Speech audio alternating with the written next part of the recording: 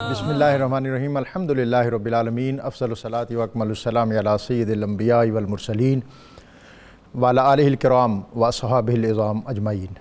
لفظ نور اور حرف روشنی سے آراستہ نور قرآن کے ساتھ طاہر بخاری آپ سے مخاطب ہے۔ ناظرین، ہماری سوسائٹی، سماج اور ہماری زندگی کا حسن انسانی رشتوں سے عبارت ہے۔ انسانی زندگی میں نرماہٹ، گداز، محبت، رنگ و خوشبو اور حسن و خوبی اس وقت تک ہو ہی نہیں سکتے جب تک ہماری زندگی میں یہ جو انسانی رشتے اللہ تعالیٰ نے ہمیں عطا کیے ہیں وہ ان کا بھرپور رنگ موجود نہ ہو۔ انسانی زندگی میں رشتے دو طرح کے ہیں۔ ایک رشتے وہ ہیں جن کو ہم خود بناتے ہیں۔ آپ جہاں جس ادارے میں جس ڈیسک پر جس کے ساتھ بیٹھ کر پڑھتے رہے اس کے ساتھ آپ کا تعلق بڑا دائمی ہو جاتا ہے۔ آپ کے کلیگ، آپ کا دفتر اور آپ کا ادارہ اور پھر فکری تنظیمیں اور اس کے ساتھ جس شیخ کی صحبت میں آپ بیٹھتے رہیں وہاں بھی ایک تعلق ڈیولپ ہوتا ہے۔ جس درگاہ پہ جا کر آپ ایک برتن میں اکٹھے ہو کر کھانا کھاتے رہے وہ بھی ایک رشتہ ہے، وہ بھی ایک تعلق ہے۔ لیکن ناظرین، ایک تعلق اور ایک رشتہ وہ ہے جو اس سے بھی بڑھ کر دائمی ہوتا ہے، جس میں آپ کا اپنا اختیار نہیں ہوتا کہ جب انسان دنیا میں آتا ہے تو وہ رشتے بھی اس کے ساتھ آ جاتے ہیں۔ اس پر اس کا اپنا کوئی اختیار نہیں ہوتا، اس کو کوئی اس پر چوائس نہیں ہوتی۔ اس میں ماں باپ ہیں، بہن بھائی ہیں اور اس کے ساتھ دیگر اعزاء اور اقربا ہیں۔ ہمارے نفسیات دان بھی یہ کہتے ہیں کہ دنیا کے اندر وہ شخص اور فرد جو رشتوں کے بغیر گرو کرتا ہے اس کی شخصیت میں بہت سی محرومیاں اور سکم ایسے ہیں کہ جو زندگی میں اس کو بھرپور نعمتوں کے باوجود توانا نہیں کر سکتے، اور ان کمیوں اور کوتاہیوں اور کجیوں کے لیے وہ پھر زندگی بھر در پر دستک دیتا رہتا ہے۔ وہ شخص بہت خوش قسمت ہوتا ہے جس کو اللہ تعالیٰ ان رشتوں کے جلوں میں زندگی میں آگے بڑھنے کی سعادت عطا کرتا ہے، اور پھر سماجی اور معاشرتی زندگی میں بھی اس کو اچھے دوست میسر آئیں۔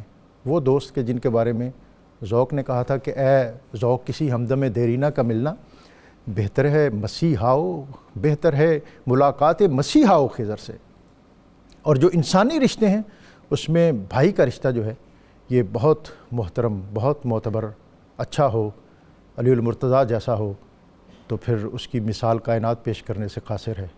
اور اگر برادران یوسف ہوں تو پھر اس پر بھی بہت زیادہ ہماری اردو ادب اور شاعری میں تو حاشیہ آرائی ہوئی اور بہت کچھ کہا گیا کہ آ رہی ہے چاہے یوسف سے صدا، دوست ہیں یا کم اور بھائی بہت۔ اور پھر یہ بھی کہا گیا کہ ہر چند کے یوسف تھا میں بازار وفا میں، افسوس یہی ہے مجھے تو نے نہ خریدا۔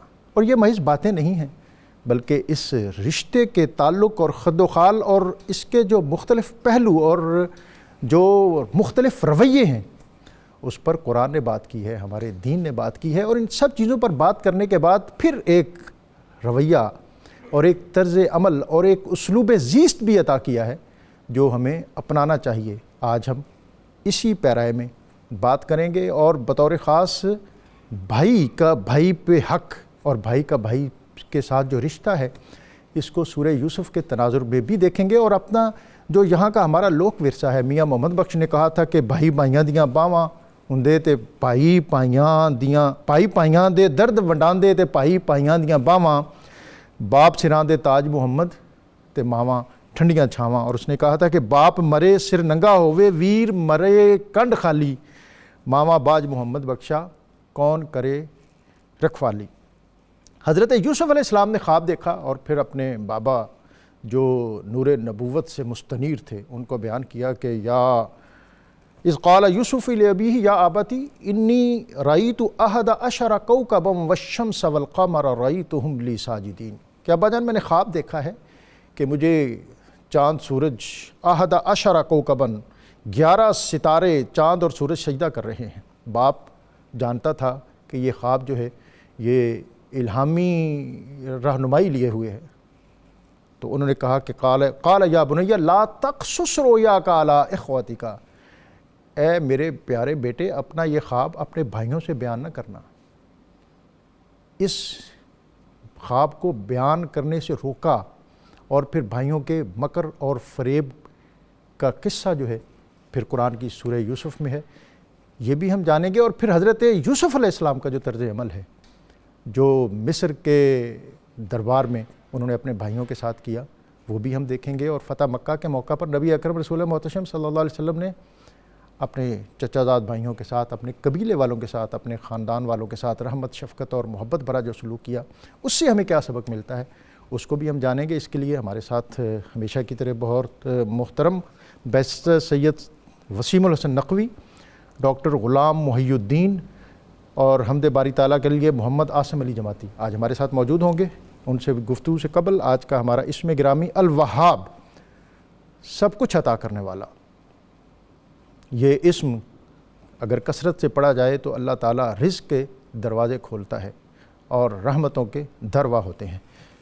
شاہ صاحب آج کا موضوع جو ہے یہ میں اس میں ایک تو دینی نقطہ نظر اور ہمارا جو اسلامی ادب ہے وہ بہت کچھ بتاتا ہے، اور پھر ہمارے جو یہاں کے معاشرتی رویے ہیں وہ بھی اس میں اہمیت رکھتے ہیں۔ میں چاہوں گا کہ ایک تو آپ سورہ یوسف، اس میں جو رشتوں کا احترام اور باپ اور بیٹے، باپ کو بیٹوں کے ساتھ کس طرح سلوک کرنا چاہیے اور ان کے اسلوب تربیت کو کس طرح انہیں اجالنا چاہیے۔ بسم اللہ الرحمن الرحیم۔ تھینک یو ڈاکٹر صاحب۔ آج جس ٹاپک کے لیے ہم سب یہاں پہ بیٹھے ہیں، بھائی کا رشتہ یقیناً بڑا قیمتی ہے، اور میاں صاحب کی زبان میں جیسے آپ نے فرمایا کہ بھائی پائیاں دیاں باواں، لیکن ہمیں اسی تناظر میں ہی بھائی کو لینا چاہیے کہ بھائی، اگر آپ مثال لوگ شاعری میں، نثر میں، نظم میں اگر برادران یوسف کی مثال دیتے ہیں تو برادر موسیٰ علیہ السلام کی مثال بھی دینی چاہیے کہ وہ بھائی کس طرح ان کے پشت پناہ بنے، سبحان اللہ، کس طرح ان کی طاقت بنے، کس طرح ان کے ہاتھ بنے۔ اگر بھائی کو دیکھنا ہے تو برادران یوسف سے پہلے ہمیں رسول اللہ صلی اللہ علیہ وسلم کے بھائی حضرت مولا کائنات کو دیکھنا ہوگا۔ سبحان اللہ۔ کچھ بھائی ایسی ہیں جو نسبی ہیں، کچھ ایسے ہیں جو دینی بھائی ہیں، تو ہمیں اس بھائی کو دیکھنا ہے جو بھائی کی طاقت بن کے سامنے آتا ہے۔ اگر ہم سورہ یوسف کے والے سے دیکھیں تو یہاں پہ سب سے پہلے اگر باپ کی دیکھیں تو حضرت یعقوب علیہ السلام کی تربیت میں کوئی اثر نہیں تھا، کوئی نعوذ باللہ تربیت میں کوئی فرق نہیں تھا، کیونکہ پیغمبر سے یہ توقع نہیں کی جا سکتی کہ وہ ڈسکریمنیٹری بیہیویئر کے ساتھ اپنی بچوں کو دیکھے گا۔ عمومی طور پہ مجھ میں، آپ میں، کسی انسان میں یہ نقص ہو سکتا ہے کہ وہ اپنے بچوں کی تربیت اس طرح سے نہ کر سکے، لیکن پیغمبر سے یہ توقع نہیں کی جا سکتی۔ تو ہوا یہ کہ آپ کے جو صاحبزادگان تھے، جو برادران یوسف تھے، اس کے متعلق قرآن نے کہا ان الشیطان للانسان عدو مبین، کہ اصل میں وہ شیطان کے فکر پہ چلنا شروع ہو گئے۔ اور شیطان کی فکر یہ تھی کہ جب حضرت آدم علیہ السلام کو رب ذوالجلال نے تخلیق فرمایا تو اس نے حضرت آدم علیہ السلام سے حسد کیا، جس کی وجہ سے وہ ذلیل و رسوا ہوا، راندہ درگاہ ہوا۔ تو یہی وہ جذبہ تھا جو شیطان نے انسانوں کے دلوں میں ڈال دیا، اور بھائی جب بھائی کے خلاف چلتا ہے، اس کا دشمن بنتا ہے، تو اس کی پہلی وجہ اس کا حسد ہوتا ہے۔ باپ اپنی اولاد سے حسد نہیں کرتا، بیٹا اپنے باپ سے حسد نہیں کرتا، لیکن بھائی بھائی سے حسد ضرور کرتا ہے۔ یہ سارے سورہ یوسف میں آپ دیکھیں تو ان بھائیوں کا حسد تھا اور وہ جلن تھی کہ جس کی وجہ سے یہ سارے واقعات رونما ہوئے۔ لیکن دوسری طرف حضرت یوسف علیہ السلام کا وہ طریقہ تھا کہ ہمیں بجائے اس کے کہ ہم ان کو ماڈل بنائیں، ہمیں حضرت یوسف علیہ السلام کے رویے کو دیکھنا ہوگا کہ ان کا اس سارے ظلم و ستم کے باوجود، سارے ان کے اس تنگی کے باوجود، اس ساری چیزوں کو برداشت کرنے کے باوجود، اب حالت یہ تھی جب سارے بھائی آئے، جب غلہ لینے آئے تو آپ نے ان کا پیسہ ان کو واپس کر دیا۔ آپ کا یہ رویہ تھا۔ جب ساری چیزیں نکھر کے سامنے آ گئیں تو پھر حضرت یوسف علیہ السلام نے ان کو سب کو معاف کر دیا، بلکہ دعا دی، فرمایا تم نے مجھ پہ رحم نہیں کیا، اللہ نے، میں تمہارے لیے رحم کی اللہ سے دعا کرتا ہوں، تم نے مجھے رسوا کرنے کی کوشش کی، میں تمہاری عزت کی دعا کرتا ہوں اللہ رب العزت کی بارگاہ میں۔ تو یہ حضرت یوسف علیہ السلام کے وہ کلمات آج بھی ہمارے لیے مشعل راہ ہے۔ اس میں ایک اور چیز ہے، جب بھائیوں نے دیکھا کہ ہمارا باپ اس سے محبت زیادہ کرتا ہے، تو محبت کیونکہ دل کی کیفیت کا نام ہے، اس پر قابو نہیں، اس پہ قابو نہیں ہوتا، یہ غیر اختیاری چیز اور ہوتی ہے۔ اس پر شریعت کا اطلاق بھی نہیں ہوتا۔ شریعت کا اطلاق یقیناً ہوتا ہے، کیونکہ عمومی طور پہ دیکھا کہتے ہیں جنگ اور محبت میں کوئی قانون نہیں۔ ہمیں اسلام نے جنگ کا قانون بھی بتایا کہ درختوں کو نہیں کاٹنا، خواتین کو نہیں مارنا، بچوں بوڑھوں کو نہیں اسی طرح محبت کا قانون بھی بتایا۔ اس محبت کو اسلام نے کوئی چیز اپنے دائرہ جو ہے وہ اختیار سے باہر نہیں رکھی، ایک خاص حد سے آگے جانے نہیں دیا۔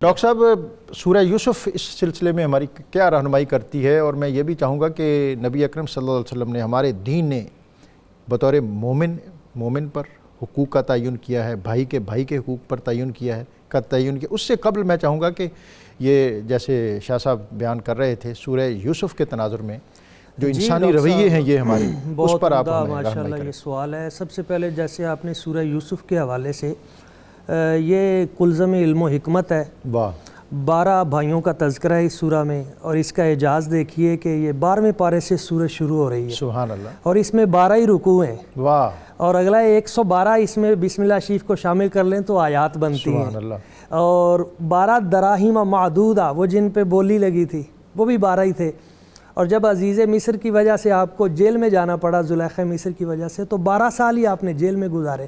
اس پوری سورہ کو جب ہم علم تصوف کی روشنی میں دیکھتے ہیں تو 12 گناہوں سے روکا گیا ہے، واہ، جن میں پہلا حسد ہے اور آخری مایوسی ہے، 12 گناہوں سے روکا گیا ہے اور 12 نیکیوں کا حکم دیا گیا ہے، واہ، اور ان میں وہ 2 نیکیاں جو آپ نے بھائیوں سے بات کرتے ہوئے بیان کی آخر میں وہ بڑی دلچسپ ہیں۔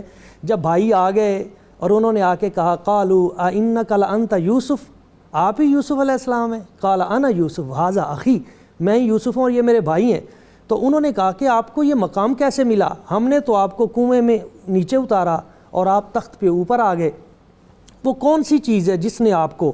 تو آپ نے وہاں پہ جو جملہ بولا یہ پہلی چیز ہے، قد من اللہ علینا، سبحان اللہ، اللہ کریم کا احسان ہے، یعنی اپنی ذاتی خوبی بیان نہیں کی، رب کا احسان ہے۔ دوسری جو چیز ہے فرمایا انہ من یتقی ویصبر فإن اللہ لا یضیع اجر المحسنین، جو بھی تقوی اختیار کرے گا اور صابر بن جائے گا اللہ کریم ان احسان کرنے والوں کا اجر ضائع نہیں کرے۔ اچھا ڈاکٹر صاحب، یہ آپ نے 12 جو اس میں پوائنٹ جو بیان فرمائیں گے آپ جستا ان میں پہلا آپ نے حسد کا جو ذکر کیا ہے، جی اس سے چھٹکارا کس طرح ممکن ہے؟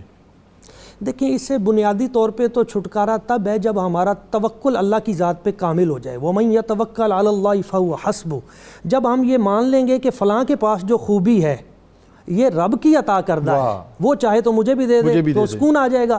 پھر اس کے لیے یہ ہے کہ اس کے لیے آپ دعا کریں، اور صوفیاء نے جو بتایا ہے کہ آپ جب اس کے لیے دعا کریں گے تو اسے دعا بعد میں پہنچے گی، اور بھائی کے حوالے سے تو حدیث بھی ہے، آپ علیہ الصلوۃ والسلام نے فرمایا کہ جب تم اپنے بھائی کے لیے دعا کرتے ہو 4 دعاؤں کا ارشاد فرمایا، 4 دعوات لا ترد، 4 دعائیں وہ ہیں جو کبھی رد نہیں ہوتی۔ ان میں سے پہلی دعا کیا ہے تو وہ حضور نے ارشاد فرمایا کہ وہ دعوت الحاج، وہ حاجی کی دعا ہے جب تک وہ لوٹ کر گھر نہیں آ جاتا۔ دوسری دعوت الغازی، غازی کی دعا ہے جو حالت جہاد میں وہ کرتا ہے، وہ قبول ہے، وہ رد نہیں ہوتی۔ تیسری دعوت المریض حتی یبرا، مریض کی دعا ہے جب تک وہ شفا نہیں پا جاتا اس کی ہر دعا قبول ہے۔ اور چوتھی دعا جو خاص حضور نے فرمایا وہ ہے دعاء الاخ لأخیہ بظہر الغیب، بھائی کی بھائی کے لیے اس کی غیر موجودگی میں دعا۔ اور یہاں پہ آپ نے فرمایا کہ وہ جو 4 دعائیں ہیں 5، حضور نے فرمایا ان میں سے سب سے زیادہ اسرع ہذہ الدعوات، ان دعاؤں میں سب سے زیادہ سریع جو اثر کرتی ہے، فوری، فرمایا وہ دعاء الاخ لاخی، وہ بھائی کی بھائی کے لیے دعا ہے۔ اب ڈاکٹر صاحب یہاں پہ جو قرآن کا اسلوب ہے وہ بڑا دلچسپ ہے۔ اللہ کریم ارشاد فرماتا ہے جب بھائی آ گئے لا تثریب علیکم اليوم، تم پہ کوئی پوچھ گچھ نہیں۔ حضرت جناب یعقوب علیہ السلام آئے تو بھائیوں نے اپنے ابا جی سے عرض کی ابا جی آپ معافی لے کے دیں، تو حضرت یعقوب علیہ السلام نے آپ سے کہا کہ بیٹا انہوں نے اپنی وہ غلطی کو تسلیم کرتے ہیں۔ تو حضرت یعقوب علیہ السلام یوسف علیہ السلام کا اسلوب دیکھیے، آپ نے فوراً عرض کی نہیں ابا جی آپ کا چہرہ میرے سامنے ہے، نہیں ان کو معافی نہیں میں نے منگوانی نہیں۔ امام غزالی نے بھی یہاں تفسیر سورہ یوسف میں بڑی خوبصورت بات، آپ کے چہرے کو دیکھتے ہوئے میں نے انہیں معاف کیا، کہا جب کل قیامت کا دن ہوگا تو اللہ کریم اپنے حبیب کا چہرہ دیکھتے ہوئے ہم گناہ گاروں کو بھی بخشش فرمائے گا۔ وہاں پہ فرمایا قد احسن بی، یہ سورہ یوسف کا، حضرت یوسف علیہ السلام نے عرض کی ابا جی احسن بی، اللہ کریم نے مجھ پہ اتنا تھوڑا احسان کیا ہے، اخرجنی من السجن، مجھے پہلے تو اس نے جیل سے نکال دیا، وجاء بکم من البدو، اور بھائیوں کو خود میرے پاس بھیج دیا۔ چاہیے تو یہ تھا کہ میں جاتا، ہم بھائیوں میں صلح ہوتی، مگر یہ اتنا تھوڑا احسان ہے کہ وہ آ گئے۔ اب یہ خاندانی لوگوں کا شروع سے لے کے وتیرہ کہ صلح کے لیے کوئی آ جائے تو اس سے معافی منگوانی نہیں، بلکہ انہوں نے حضرت یوسف علیہ السلام نے ان کو پشیمانی سے بھی بچایا اور کہا کہ وہ تو تم نے نادانی میں کہیں ایسی ناسمجھی میں ہی تم سے ہو گیا. وہ یہیں پہ وہ لفظ ہے کہ وَجَابِكُم مِّنَ الْبَدْوِ مِن بَعْدِ أَن نَزَغَ الشَّيْطَانُ بَيْنِي وَبَيْنَ إِخْوَتِي. ابا جی وہ انہوں نے کوئی قصور نہیں کیا, وہ تو شیطان نے ہم بھائیوں کے درمیان وہ رکھنا ڈال دیا تھا. اب یہ ایک نفسیات دان اس کو سمجھے گا کہ غلطی کوتاہی یا خطا ہے, مگر اس کے باوجود آپ کہہ رہے ہیں نہیں کچھ ہوا ہی نہیں ہے. یہ ہے بھائیوں کے درمیان اس طرح. اب اس اسلوب کو آج اپنانے کی ضرورت ہے. ہمارے ہاں بھائی دوسرے بھائی سے جدا, ایک کے پاس مال کتنا زیادہ ہے, دوسرا بیچارہ کرائے پہ. ایک نہ ٹہنی ٹہنی پھالے تے ایک نہ ایک صبر دا پھالے. واہ واہ واہ, بہت. تو اس صورت میں ظاہر ہے جو انسانی رویے ہیں ان کو, لیکن آپ نے یہ جو بات کی کہ ان چیزوں سے کس طرح بچا جانا چاہیے, اور ہمیں یہ ہمارے جو صوفیہ ہیں ان کا اسلوب جو ہے, آپ نے نفسیات دانوں کی بھی بات کی, وہ بھی ہے صوفیہ کا اسلوب. وہ کہتے ہیں کہ غصے کو پی جانا یہ بھی ایک درجہ ہے, لیکن معاف کر دینا اس سے بھی بڑا درجہ ہے. اس لیے کہ جب آپ کوئی چیز اندر رکھ لیتے ہیں, پی جانے کا مطلب آپ رکھ لیتے ہیں, تو اس کے نتیجے میں کہیں قدورت کے پیدا ہونے کا بالکل اندیشہ رہتا ہے. جناب شاہ صاحب. جی جی, اس میں جی یقیناً یہ سارا تو حسد اور ان کی اپنی ریولری, لیکن اس میں جو خاص طور پر ذکر ہوا نا دونوں طرف سے, قرآن پاک نے بھی کہا, اس کا پھر حضرت یوسف علیہ السلام نے فرمایا کہ شیطان کی طرف سے ہوا. تو بیسیکلی یہ شیطان کو ہمیں جاننا ہوگا کہ وہ کام کیسے کرتا ہے. تو اس کے اگر آپ دیکھیں نا تو شیطان, کیونکہ یہ سارے جو رویے ہوتے ہیں یہ ہوتے ہیں انتقامی, اور یہ شیطانی رویے ہیں. یہ شیطانی انتقامی رویے دراصل شیطانی رویے ہیں. تو شیطان کے حوالے سے اگر آپ دیکھیں تو آپ کو دو چیزیں ملیں گی. ویسے تو اس کے بڑے نام ہیں, ایک شیطان ہے, ایک ابلیس ہے. بالکل بنیادی طور اس کا نام تو عزازیل تھا. اب ہوا یہ جب پہلی دفعہ اس کو اللہ نے اس کا تعارف کرایا تو وَإِذْ قُلْنَا لِلْمَلَائِكَةِ اسْجُدُوا لِآدَمَ فَسَجَدُوا إِلَّا إِبْلِيسَ. تو ابلیس ایکچولی مایوس, ڈسپوائنٹڈ ون, مایوس کنندہ. تو وہ جو حضرت آدم علیہ السلام کو اللہ نے وہ مرتبہ دیا نا, تو وہ سمجھتا تھا مانیٹر تو کلاس کا میں ہوں. تو اس نے سمجھا کہ میری پوزیشن جو ہے وہ حضرت آدم علیہ السلام لے رہے, حالانکہ اللہ نے آدم علیہ السلام میں ایک نئی پوزیشن تخلیق کی تھی.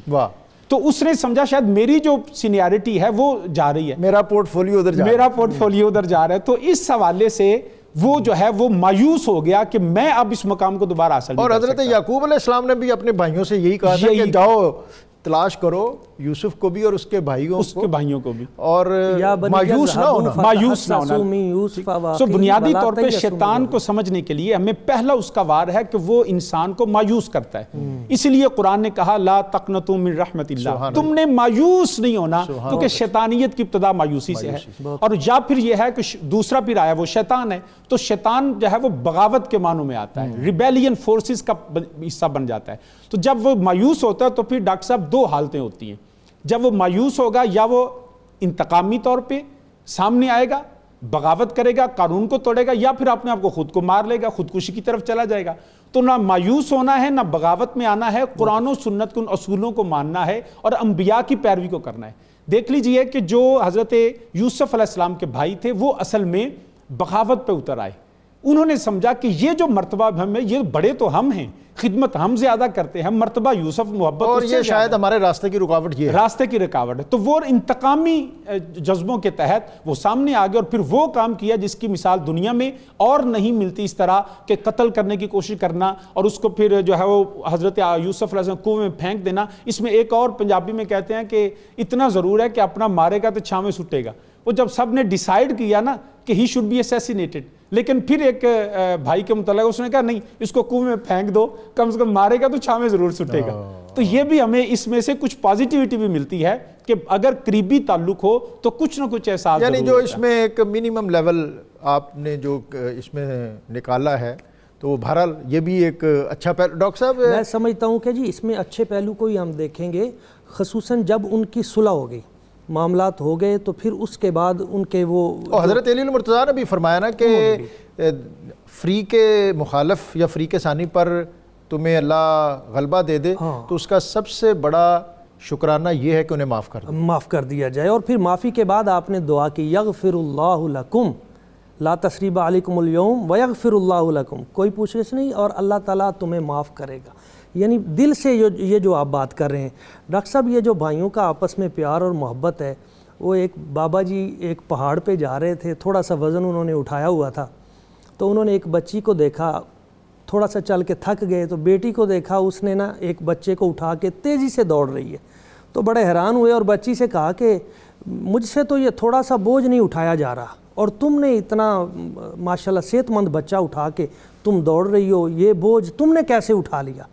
تو اس بچی نے کہا کہ بابا جی یہ بوجھ نہیں ہے، یہ بھائی ہے۔ ہاں اگر ہم بھائی سمجھ لیں نا، یقین کریں ڈاکٹر صاحب، یہ ہمارے مسئلے سارے حل ہو جائیں۔ اور ہمارا جو رسول اللہ صلی اللہ علیہ وسلم کا اسوہ ہے کہ ان کے پاس تو اگر ان کے چچا کے بیٹے آئے، جی جی اور حوازن کے موقع پر جب ان کی رضائی بہن شیمہ آئیں تو کس تو آپ انداز نے میں کتنا اکرام کیا، اور آپ نے ان کو کہا کہ اگر تم ہمارے پاس رہنا چاہو تو تمہارے اعزاز اور اکرام اور تمہاری سہولت کا خیال رکھا جائے گا، اور اگر تم روانہ ہونا چاہو تو تمہیں اعزاز اور اکرام سے روانہ کیا جائے۔ ڈاکٹر صاحب آپ دیکھیں آپ کے والد گرامی سیدنا عبداللہ رضی اللہ تعالیٰ، اب وہاں پہ بھائیوں کا دیکھیے، جب حضرت عبد المطلب رضی اللہ تعالیٰ عنہ نے کہا کہ میں نے تو اپنی منت پوری کرنی ہے، 10 بیٹے رب نے دیے ہیں تو ایک کو ذبح کرنا ہے، تو سارے کھڑے ہیں بھائی، ابا جی ہم حاضر ہیں، ہمارے چھوٹے بھائی کو کچھ نہیں۔ یہ ہے بھائی کی بھائی کے ساتھ محبت۔ اور پھر ایک جو میں یہ بھی سوچتا ہوں اسلامی اور انسانی تاریخ کے اندر بھائی سے بھائی کی محبت کا جو ایک خوبصورت منظر اور مظہر حضرت ابو طالب ہے، جنہوں نے پورے مکہ والوں کے ساتھ اور پوری برادری کے ساتھ بھائی کے ساتھ انہوں نے جو ہے مقاطعہ اور مقابلہ کیا، لیکن اپنے بھائی کے بیٹے کے لیے حصار بن کے کھڑے رہے، اور زندگی کا طویل حصہ جو ہے وہ اسی غرض اور اسی کام کے لیے صرف کیا۔ ایسے ہی، اور یہی چیز ہمیں مولا علی شیر خدا کرم اللہ وجہ الکریم، جن کو حضور نے فرمایا انت اخی فی الدنیا والآخرہ، تو ساری زندگی حضور کی ذات پہ انہوں نے بھائی پہ پیرا دیتے ہوئے اس انداز میں کہ جب حضور انہیں بھیجتے تھے تو دعا کیا کرتے تھے اللہم لا تمتنی حتی ترینی یا اللہ مجھے اس وقت تک موت نہ دینا جب تک میں علی مرتضیٰ کا چہرہ نہ دیکھ لوں۔ اب یعنی بھائی کا چہرہ دوبارہ دیکھنا اور اس کی زندگی کی خواہش کرنا، یہ ایک بڑا دلچسپ، مجھے وہ حدیث پاک یاد آ گئی، روح البیان میں ہے کہ نبی پاک صلی اللہ علیہ وسلم کی بارگاہ میں کچھ بندے قیدی پیش کیے گئے، تو ایک بی بی روتی ہوئی آئی اور اس نے عرض کیا کہ حضور ان میں 3 میرے رشتہ دار ہیں، مہربانی کریں انہیں چھوڑ دیں۔ تو حضور نے فرمایا کیا کیا رشتے ہیں؟ اس نے کہا جی ایک میرا شوہر ہے، ایک میرا بھائی ہے، اور ایک بیٹا ہے۔ تو حضور نے فرمایا بھی ان تینوں میں سے تم ایک کو چھڑا لو جس کا تمہارا دل کرے۔ اس نے فوراً کہا حضور میرے بھائی کو چھوڑ دیں۔ اچھا، وہ صحابہ کرام بڑے حیران ہوئے کہ حضور اس نے بھائی کا انتخاب کیوں کیا، بقیہ کا کیوں نہیں کیا؟ بیٹا تو یہ جو روح جان ہوتا ہے، اور اس کے باوجود اور ایک شوہر ہے وہ سر کا تاج ہوتا ہے۔ تو حضور نے فرمایا اسی سے پوچھو، اس نے فیصلہ صحیح کیا ہے۔ کہا بی بی تو نے بھائی کا انتخاب کیوں کیا؟ اس نے کہا حضور شوہر تو اس کی گنجائش ہے، مطلب بیٹے جو ہیں میرے اور بھی ہیں، یہ بھائی میرے ماں باپ یہ اکیلا تھا، یہ تھا اور میں تھی، ہم اکیلے، میرے ماں باپ دنیا اس کی آپشن کوئی نہیں ہے، آپشن نہیں ہے، تو یہ بچ گیا اور میں بچ گیا۔ جی شاہ صاحب یقیناً ایسا ہی تو حضور نے تینوں کو چھوڑ دیا، اس کی اس بات پہ حضور نے فرمایا تیرے تینوں چھوڑے۔ یہ اکثر میں جو رشتے ہیں نا جی، اللہ بھی رحمان ہے، وہ ہر بدلتے لمحے میں اپنے بندوں پہ رحمت فرمانے والا، ان کو ان کی کیئر کرنے والا، ان کے خیال رکھنے والا۔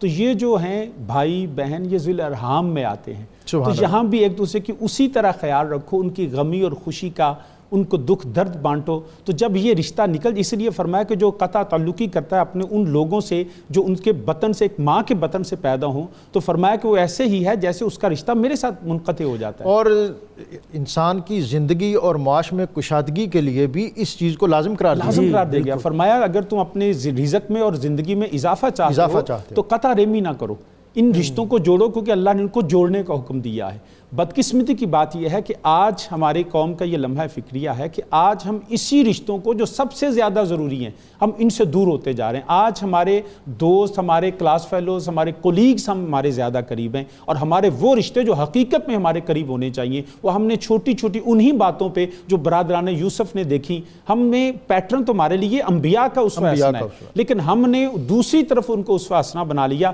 یہی چیزیں آج ہمارے آج جو ہیں وہ کلچر کے اندر جو ہیں وہ رواج پا چکی ہیں۔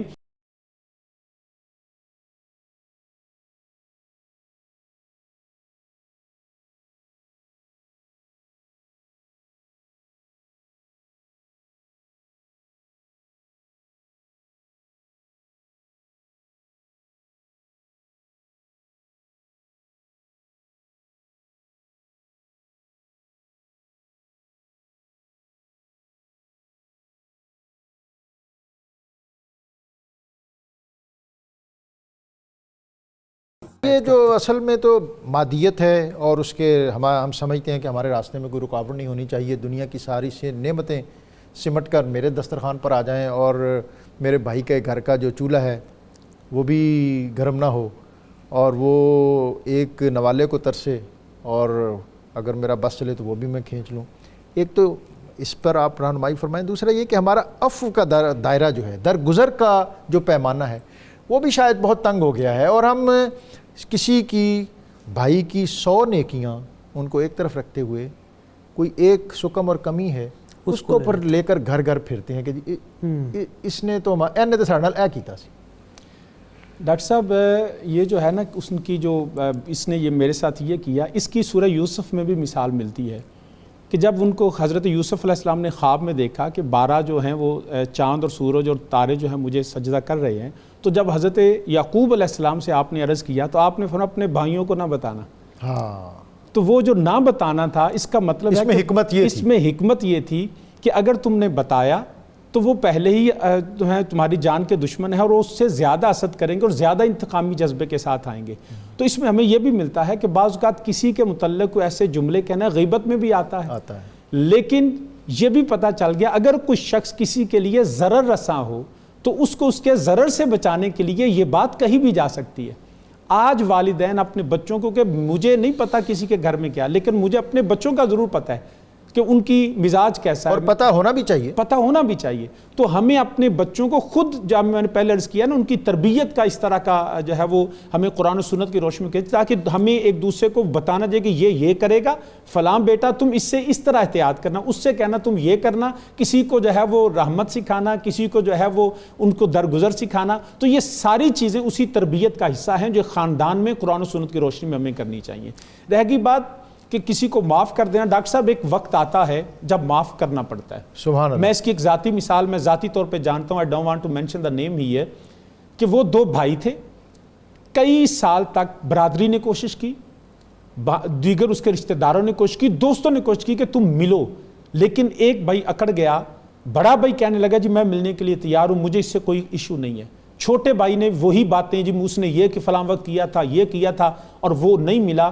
ایک دن ڈاکٹر صاحب میں خود اس کے جنازے میں تھا، جب وہ بڑا بھائی کا انتقال ہوا، وہی جو ملنا نہیں چاہتا تھا وہ اس کی چارپائی چھوڑ نہیں رہا تھا۔ ڈاکٹر صاحب یہ ایسے ہی ہے جی، پھر ہوتا یہ ہے کہ زندگی گزر جاتی ہے، کمرہ امتحان میں پیپر کا 3 گھنٹے کا ٹائم ہوتا ہے، وہ 3 گھنٹے گزر جاتے ہیں، اس نے چیخ کے کہہ رہا تھا کہ وہ بلاتا تھا میں نہیں بولتا تھا، اب بھائی اب میں آیا ہوں تم بولو۔ اور میں شاہ صاحب جو ہمارا ظاہر ہے ہمیں روشنی تو تاجدار ختمی مرتبت صلی اللہ علیہ وسلم کے اسوہ سے ساری روشنی ان کے در سے۔ حضرت جناب سیدنا یوسف علیہ السلام نے وہاں پہ جو اسلوب ہے نا، وہ صوفیہ کہتے ہیں اللہ یعطی من یعطی، اللہ اسے عطا کرتا ہے جو آگے عطا کرتا ہے۔ آپ نے سب بھائیوں کو الگ الگ محلات بنا کر دیے، ان کے بچوں کا راشن آپ نے وہ سارا جاری کیا، اور خود نبی پاک صلی اللہ علیہ وسلم روک لیتے ہیں کہ یہ روک لیتے ہیں کہ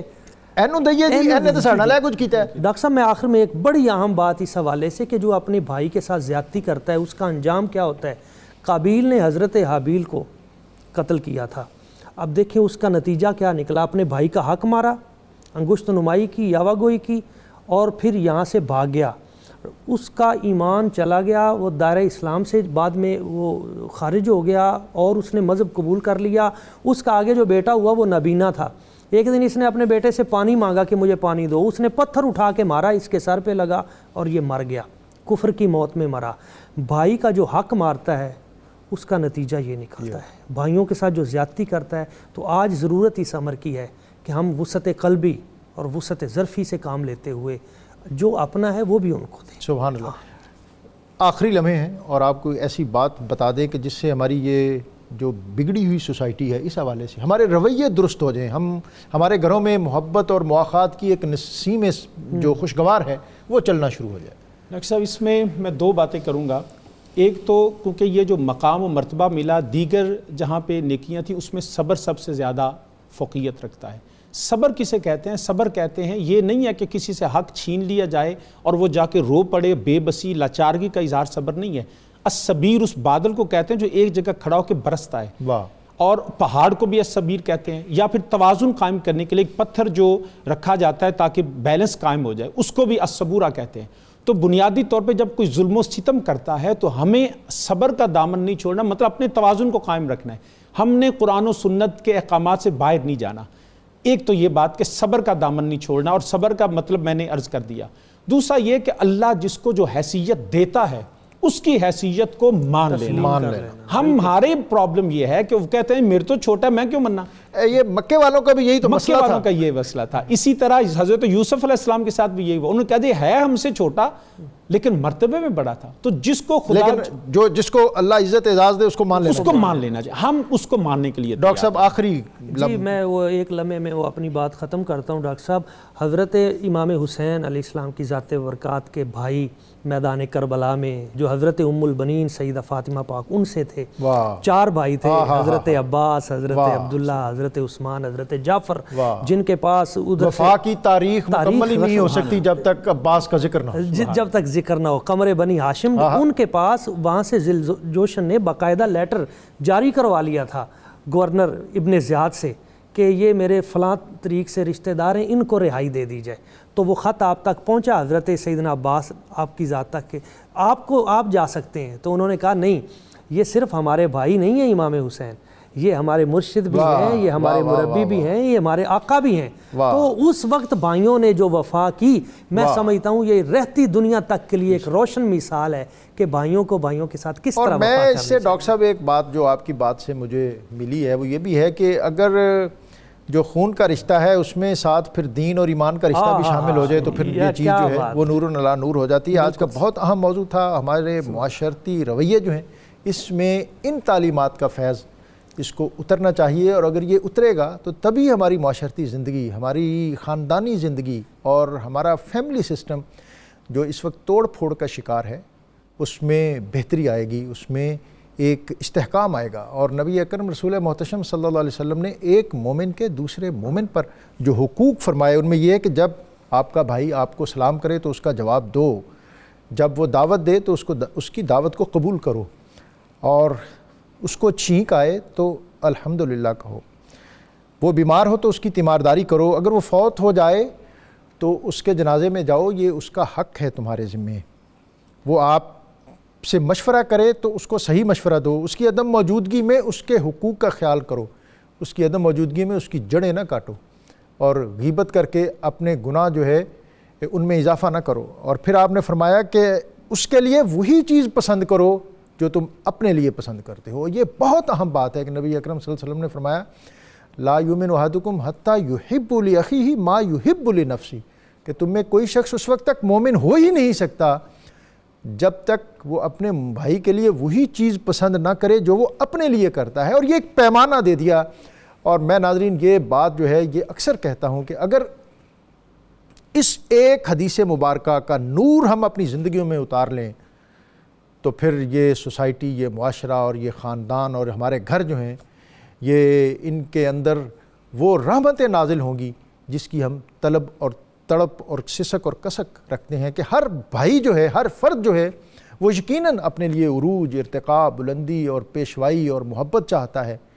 اب دین اور ایمان کا تقاضا یہ ہے کہ آپ اپنے بھائی کے لیے بھی یہی زاویے، یہی پیمانے، یہی نعمتیں اور یہی اطوار اور یہی طریقے جو ہیں ان کو رکھیں.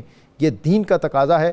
اور ان تقاضوں کو جب ہم نبھائیں گے، جب جیسا ڈاکٹر صاحب نے کہا کہ بھائی کی عدم موجودگی میں جب آپ اس کے لیے دعا کریں گے تو اس دعا کا نور جو اس کو عطا ہوگا، اس کی نعمت جو اس کو عطا ہوگی، وہ دعا مانگنے والے کو اس سے بھی بڑھ کر عطا ہوگی، اس سے بھی پہلے عطا ہوگی. تو اپنے بھائی کے لیے وہی چیز پسند کرو جو تم اپنے لیے کرتے ہو، اور اس کو صرف اچھا ہی نہ سمجھو بلکہ اس کو دوسروں میں، سوسائٹی میں اس کے اچھا ہونے کا جو اعلان ہے وہ بھی کرو. اور اس کے ساتھ بڑے بہن بھائیوں کے اپنے چھوٹوں پر حقوق کیا ہیں کہ والدین کی وفات کے بعد اپنے چھوٹے بہن بھائیوں کی پرورش کرے اور ان کے حقوق کا خیال رکھے. یہ نہیں ہے کہ بڑا ہے تو پھر ان کے سارے وسائل پر قبضہ کر کے بیٹھ جائے، اور والدین کی جو شفقت اور محبت تھی اسی طرح کا سایہ ان پر رکھے. اور اسی طرح جو چھوٹے بہن بھائی ہیں ان کو بھی اپنے بڑے بھائی کو، ہماری دینی تعلیم یہ ہے، نبی اکرم صلی اللہ علیہ وسلم کا فرمان یہ ہے کہ اس کو آپ اپنے والد کی جگہ سمجھیں. اور بعض خاندانوں میں یہ روایت موجود ہے اور ہمیں اس اچھے اسلوب اور طریقے کو اپنانا چاہیے۔ اللہ کرے یہ جو تعلیمات ہیں یہ اس کا فیض ہم حاصل کریں اور ہمارے جو ٹوٹتے اور بکھرتے رشتے ہیں ان میں استحکام آئے، نور آئے۔ میں اپنے مہمانوں کا بہت زیادہ شکر گزار ہوں کہ قدر اہم اور مشکل لیکن بہت زیادہ اہم موضوع پر انہوں نے بڑے وقیع اور جامع انداز میں گفتگو کی۔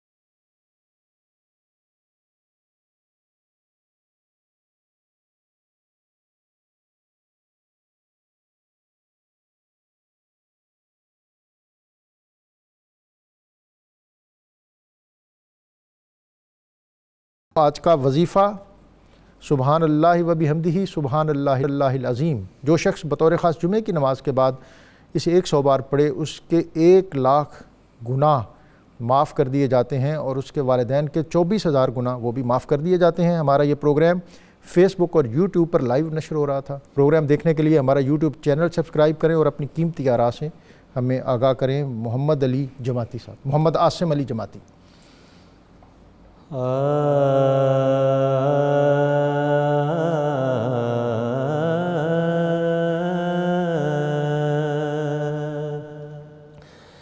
وہی رب ہے جس نے تجھ کو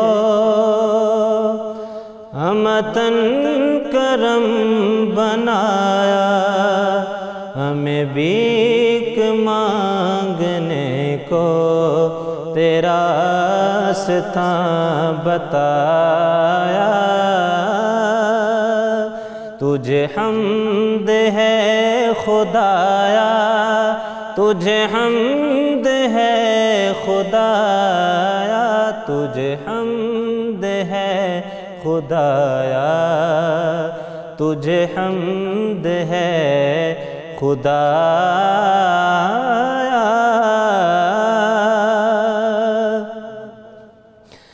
یہی بولے سدرا والے،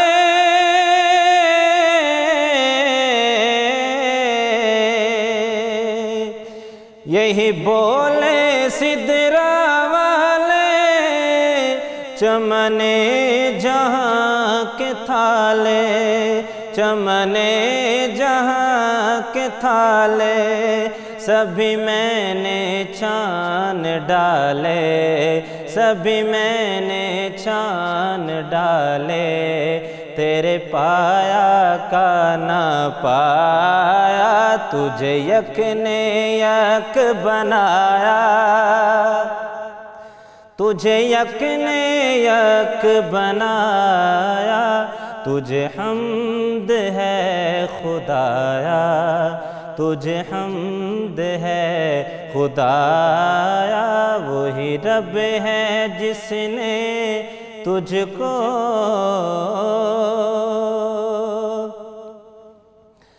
یہ تصورات باطل تیرے آگے کیا ہے مشکل،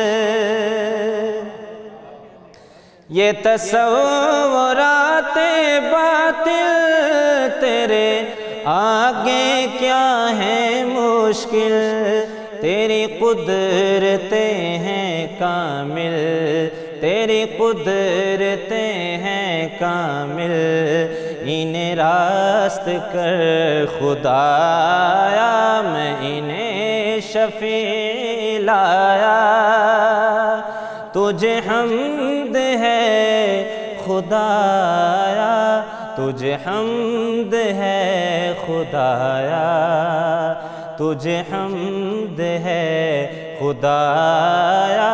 وہی رب ہے جس نے تجھ کو ہمتن کرم بنایا، ہمیں بھیک مانگنے کو تیرا راستہ بتایا۔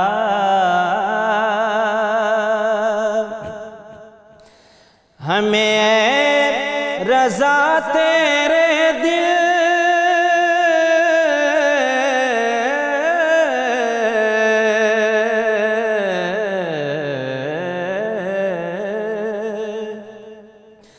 ہمیں اے رضا تیرے دل کا پتہ چلا بمشکل، در روضہ کے مقابل، در روضہ کے مقابل وہ ہمیں نظر تو آیا، یہ نہ پوچھ کیسا پایا،